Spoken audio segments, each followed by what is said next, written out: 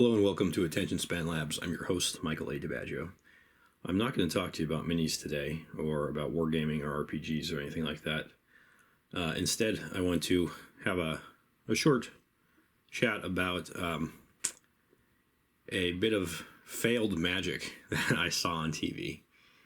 And how that failed magic, when I tell you what it is, you'll be familiar with it, I'm sure, because it has increasing prominence in our world today, and really is responsible for a lot of, how shall I say, how people are today, if you know what I mean.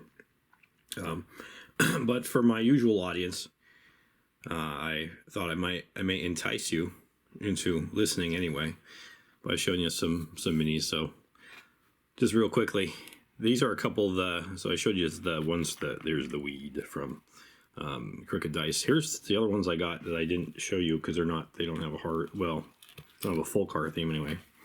This is one of their Conch Man envoys. I don't know, they're an alien invader. But, you know, to me, this is a perfect Lobster Man from XCOM 2, Terror from the Deep.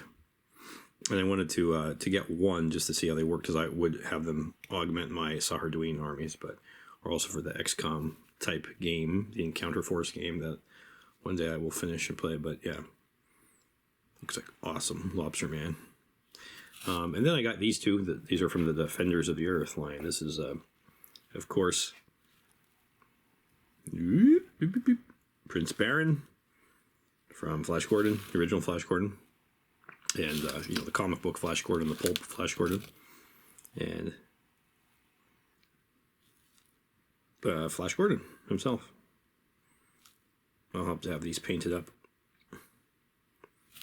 And then the other guys are, what's this? Oh, it's a rifle, Napoleonic rifle. These are, over here, got some older Guardians. I bought these for cheap on eBay. I recommend you buy, if you're going to buy Warhammer things, buy old things secondhand, especially armies that nobody likes or cares about anymore, because you get them for cheap. And these are, I was going to strip them and paint them, but yeah, the blue and red ones are good enough. This guy I painted, this is Jacko Laser, the mercenary in the Shandao campaign. I think what really sets him off is that base, that alien flora base. What I recommend, by the way, the key to making these really look good, that's absolutely essential for Eldar, is to do the panel lining, which is very hard, especially if you drink coffee. If your hands are even a little bit unsteady or your eyes are not so good. But easy mode doing that is to use oil washes. That's all. Okay. So anyway, you can keep looking at them. It's not gonna bother me if you just want to look at them while I talk. So, as I said, I saw this magic routine on TV yesterday, and I've seen it done before, and I hate it. And what really shocked me with this one is that it fell flat completely. Usually it works, and that bothers me because it's a really shallow, lame bit of magic. It's a bit of sorcery, and they actually teach it in schools. You've been taught it in school, I'm fairly sure. If you've gone through the public school system in the United States, probably most of the West, or even most private schools, since they basically just ape the public school system. Yeah, even parochial schools, Catholic schools are basically just, you know, around it. Honestly, they're just basically public schools that are a little more restrained usually. But anyway, what am I talking about? I watched this interview. It's become somewhat famous now. Pierre Poilievre, he's a member of Parliament in Canada, and he seems to be the favorite to win the election. His party he'll be the next prime minister. We hope, maybe, you know.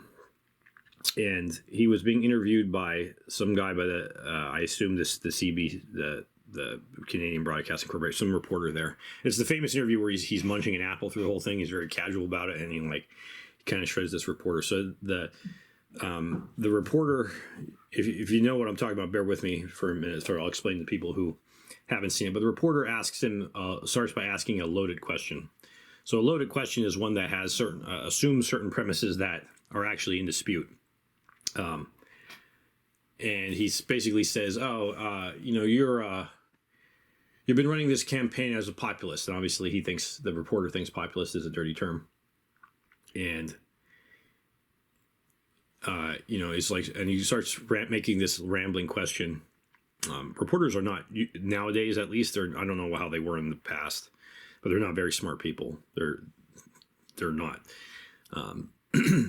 and makes this like kind of rambling question, kind of beating around the point. But I think it's not just rambling. I think he's weaving a spell, which I'll get to. But he asks this loaded question, and Polyev says, I don't even know what you mean by that. What do you mean by that? So boom, there's already a hole punched in this spell. And he's like, well, I think populists use a lot of emotive terms, and you're playing to people's negative emotions and something like that. And Polyev says, give me an example. And the guy's, he starts stumbling immediately. So another hole is punched in this spell.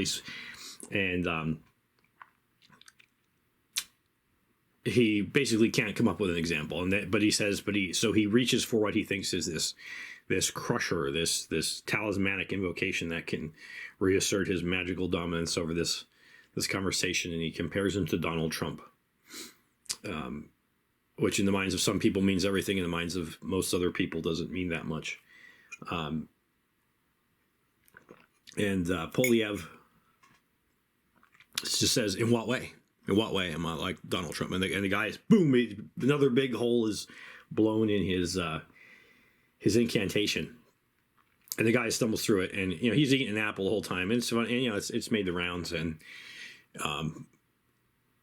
it's a great. It shows that he has a great handle on dealing with the media, which is always hostile to anyone. I was about to say anyone that's not left, but actually the media is actually extremely hostile to anyone, including leftists who are outside of the official circles of power. That media are handmaidens of power, right? They used to, if they ever had a reason for existing, it was to report on these things and shine light on and make the cockroaches scatter. But actually what they are, in fact, they are de facto propaganda arms of the state, of corporate interests, of anything that is the power centers of the world. So he has a good handle on this. There's a couple other people that have a pretty good handle on this, politician-wise, like Carrie Lake is pretty, but Carrie Lake used to be a reporter, right? So she knows instantly what they, what they're up to. Ron DeSantis is pretty good with it. Trump is great with it, but Trump doesn't do it the same way. Trump just kind of mocks them. Trump is like the Chad jock who goes out there and is like, whatever, nerd, and everybody laughs at them, right? That's how Trump deals with things. But this is a bit more higher intellectual level, that sort of, I don't know if they intuitively understand it better than Trump or the people that just blow them off. But Polyev had this guy by the nuts, and he humiliated himself in the thing. And basically the guy just gave up. And he's like, well, ignore everything I just said. He literally says. And then he's like, well, just answer why everybody should vote for you. And he gives a very quick, to the point, a very hard to argue with answer. But that's not the point I'm talking about, is that this reporter for several excruciating minutes really struggled and tried to just keep saying the same thing. And Polyev was always like, well, what do you mean by that? Well, explain it, or give me an example. When the guy was like, well, a lot of people say, which is another part of their magic incantation, Polyev said, well, who said that? Name one person, And he had no answer for it. But he kept trying to repeat the same thing over and over again. That's the magic I'm talking about. That's the magic of the word spell, right? There's a certain group of people, and it's not even just a purely political thing. It's a very common trait in people of a certain intellectual class. Let's call them midwits. You probably know what a midwit is. A midwit is a person of normal average intelligence, or maybe slightly higher. Not by any means an imbecile, but also not particularly smart, but they're also not used to thinking. They don't have they can regurgitate very well what they were told, and they're the average person basically, so they can hang on to talking points and repeat things they heard, and they can believe whatever they heard on TV from the reporting talking head or Black Science Man or whatever propagandist is out there saying whether it's about an opinion about stars or evolution or these are the kind of people that mock the flat Earth people, which I mean, obviously the Earth is round, okay, but I can explain why. And it always bothers me when people who I know for a fact cannot explain why they know the Earth is round, short of someone told me this, when they have a strong opinion about the subject. And there's lots of things like that. But these are the midwits. They don't question anything. They do what they're told, and they do what they're told without thinking about it. Okay. And they also have this annoying tendency to think that they're smarter than everybody else, because if you're mildly more intelligent than average, you may be among the top percentage of kids at your low performing school. And so you were patted on the back and told what a good smart boy you are, especially if you repeated everything the teacher said and regurgitated all the right answers, never questioned anything, right? And then you can look down very condescendingly at anybody who seems to fall below that, who gets the wrong answer, even if those people are actually more intelligent. So they're taught this thing, though. This is a trick they do. And they do this because they're not used to thinking, and they really can't. It's not that it's impossible for them to think. It's that it's normal circumstances. Thinking is hard for them, and it's almost impossible for them to go against the grain of anything. So when they've heard a lot of people say, as this reporter says, supposedly, when it's the conventional wisdom, they lock onto it, and they can't really even conceive that anyone else would disagree with them, or even have thoughts to the contrary, or even thinking about disagreeing with them, even when those people explain why, and they explain their position very clearly. And the real problem with this is that, so this is common throughout. It's not just a political thing, it's everywhere, right? And you'll see this kind of word spell argument where they can just repeat stuff, where they kind of break down. You can see their brains basically snapping. If you're watching it on video, you can actually see their eyes reset and their brains reboot, because you're supposed to go along with the narrative. You're supposed to assume everything they're saying is true, and then 95% of all the heavy lifting of their arguments is done in their premises, and those premises are usually false or misleading. So the minute you reject the premises, or even ask them to defend the premise rather than assume it, they fall apart. And so what they do when their brains break like this is they tend to just repeat the same thing over and over again, partly because they don't know what else to say, right? Partly because they're stunned that you've rejected this, and they don't understand, because they have word spell, right? This was an incantation. If they say the right things, everything falls in line. You fall for it, you agree with them, and then you've lost 90% of the battle before you've even answered the question. And they don't know why it didn't work all of a sudden. And this is actually taught in schools. And I want to encourage, I don't know how many people out there are homeschooling parents. We homeschool. I know a lot of people. I really encourage homeschooling. But a lot of homeschooling parents were public schooled themselves, and that's why they homeschool. And a lot of times they don't know better. And I'm going to give you an example of something that seems innocuous, and that almost everybody I talk to believes this, right?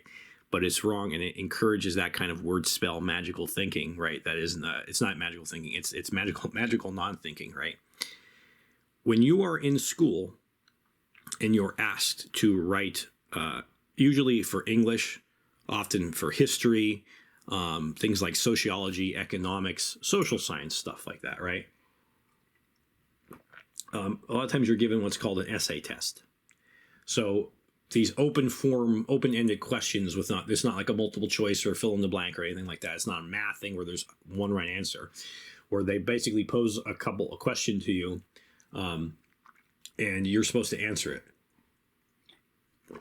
in whatever, to the best of your ability, and articulate points in its favor, and not just say, you're not supposed to say, it's never the form that you say like, well, it's Joe Blow, right? You have to say, well, it's Joe Blow because of this and this and all this other stuff. And the essay test is framed almost always so that you can get away with giving the wrong answer, even if it's a completely made up bullshit answer, if you BS hard enough. I'm going to give an example of this. My wife, who loves the book Frankenstein, but who in high school was tasked to read it and wasn't keeping up with the reading, she got a book report test for it, and basically was like, it said, at some point this point in the novel, the perspective character shifts, and why do you think? Explain why, and why the choice of this character shift is important to the novel, right? Now, my wife didn't when she was in high school. She, like I said, she loves it now, but at the time she was, I don't know, she wasn't interested or whatever, or she was too busy, but she didn't read to that part. So she was like, oh, crap. Well, I got to make something up. And so she said, oh, well, she made up wrote several pages about it, about how the perspective shifted to Elizabeth rather than the monster, and she wrote this, went on for several pages, just making stuff up, literally shamelessly making stuff up. I'm not saying this to make fun of my wife or anything. Like, they teach you to do this. And then she did this because always on an essay test, what they say, if you would turn in an essay test, no matter what subject, and you didn't know the answer to the question, if you just left it blank or said, I don't know, you got 0. You got 0 points for that. It was a big blow. You almost certainly lost a whole letter grade or whatever, at least, right? Even for missing one. And the teachers would always say, just say something. Start, even if you don't know or you're unsure of the answer, just argue with, because they think in their mind, and this, and I go to say that they're wrong here. I want to gainsay them, but they're wrong. But they say, the point is, this is to argue your point. And they're literally telling kids, if you don't know the answer, make up some bullshit. It doesn't matter if you're actually factually wrong. Just keep talking. And maybe you'll convince me. And what they do is generally, even if they don't give full credit, they'll give like half credit or something for the answer. So it's way better because of their messed up metrics here, that they encourage you to lie or make stuff up or just say flat out nonsense, like incoherent, illogical stuff. Because you may even get 1 or 2 points, which is better than 0, right? And they encourage that, and that's absolutely wrong. Okay, the teachers, wherever you are, so if you're teaching your kids at home, if you're a public school teacher, private school teacher, don't do that to kids, because that's disastrous for real life, where the right answer matters. It is much better, much, much better for a person who doesn't know the answer to say, honestly, I don't know the answer. Or say, I don't understand this question. It's way better for them to do that than to just go out, flying up, making something up, or doing some harebrained scheme that they've cooked up that sounds right to them, but doesn't actually help anything, right? This is a disaster in the real world. Like, you can't do that in real world fields like medicine or engineering. I mean, you can, and then people die, right? If you do that when you're building a bridge, people die. If you do that when you're performing surgery, somebody dies, right? We don't want to encourage this, I hope. So yes, that's a bit of magic that they teach in your school, where they try to make it a really lame Hogwarts with this word spell, where they're like, hey, yeah, just if you don't know the answer, just make it up. And that's wrong. We should actually be rewarding kids for having the integrity, the honesty to say, I don't know this, or I haven't thought about that. I don't know the answer to this question, or even say, like, you know, there's not enough information for me to make a solid judgment at that. That's what we should be teaching. Yeah, that's all I wanted to say. Let me know what you think. If you've had if you've had teachers that didn't do that to you. Oh, actually, I'm happy to say that my wife's teacher was not having any of that, and she marked it, gave it a 0, and said, "Listen, that's very unlike you. Don't do that again. Why don't you read the book and we'll forget about this." So kudos to her or him. I don't know who her teacher was. We didn't go to the same high school, but yeah. So let me know what you think about this thought, and if you have seen this word spell operating in real life, especially as relates to our hobby. There's lots of propaganda efforts and political agendas directed at our hobby that use this kind of loaded question word spell. So yeah, hope you enjoyed it. Please subscribe and stay tuned for more. Attention Span Lab signing off.